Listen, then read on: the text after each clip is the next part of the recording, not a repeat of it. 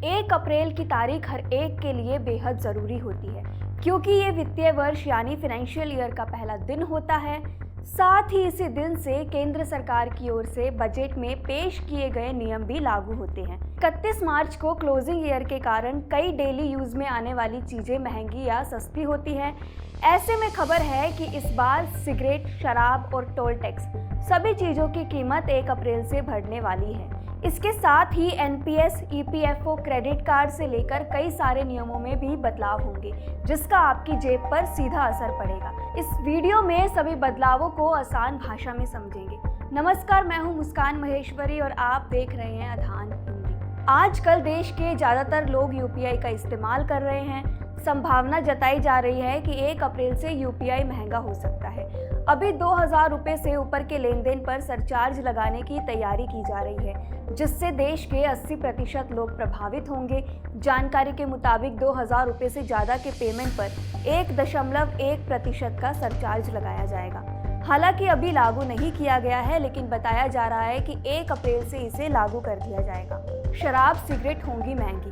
आपको बता दें कि फरवरी में पेश हुए बजट के दौरान सिगरेट, शराब, छाता आदि चीज़ों के इंपोर्ट पर उत्पाद शुल्क यानी एक्साइज ड्यूटी बढ़ाने की घोषणा की गई थी जिसे 1 अप्रैल से लागू किया जाएगा, जिसके बाद सिगरेट, शराब सहित कई चीज़ों के दाम में इजाफा हो जाएगा। यही नहीं, किचन चिमनी, सोना, चांदी, प्लैटिनम, एक्सरे मशीन आदि के दाम भी 1 अप्रैल से बढ़ जाएंगे। ये सामान होंगे सस्ते। 1 अप्रैल से चीज़ों के दाम बढ़ ही नहीं रहे बल्कि सस्ते भी हो रहे हैं, जैसे LED TV, mobile phone, mobile camera, electronic गाड़ियाँ सस्ती भी होंगी।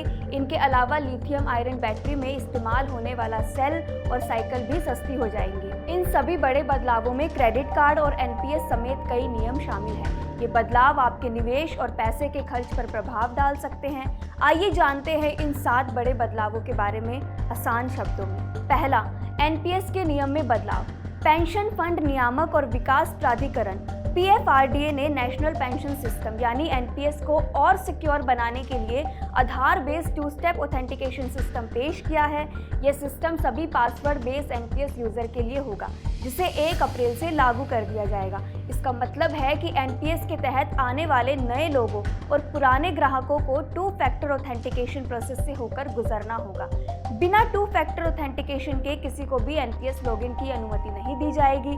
एनपीएस सब्सक्राइबर को आधार वेरिफिकेशन और उसके बाद मोबाइल पर आए ओटीपी के जरिए लॉगिन करना होगा। 15 मार्च को पीएफआरडीए ने नोटिफिकेशन जारी किया था। दूसरा, एसबीआई क्रेडिट कार्ड में बदलाव। एसबीआई की ऑफिशियल वेबसाइट पर दी गई जानकारी के अनुसार बैंक ने कुछ डेबिट कार्ड से जुड़े एनुअल मेंटेनेंस फीस में 75 रुपये की बढ़ोतरी का ऐलान किया है। यह बदलाव 1 अप्रैल 2024 से लागू होगा। इसके अलावा कुछ क्रेडिट कार्ड के लिए किराया भुगतान लेन देन पर रिवॉर्ड पॉइंट का कलेक्शन भी बंद कर दिया जाएगा।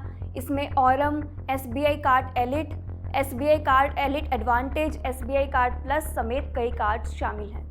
आईसीआईसीआई बैंक भी 1 अप्रैल से अपने क्रेडिट कार्ड के नियम में बदलाव करने जा रहा है। ग्राहकों को 1 अप्रैल से 1 तिमाही में 35,000 रुपये से अधिक खर्च करने पर कॉम्प्लीमेंट्री एयरपोर्ट लाउंज का एक्सेस मिलेगा।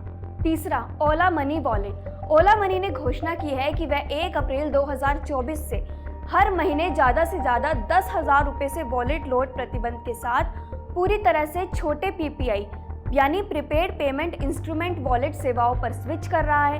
कंपनी ने ग्राहकों को एसएमएस भेजकर इसकी सूचना दी है। चौथा, फास्टैग केवाईसी।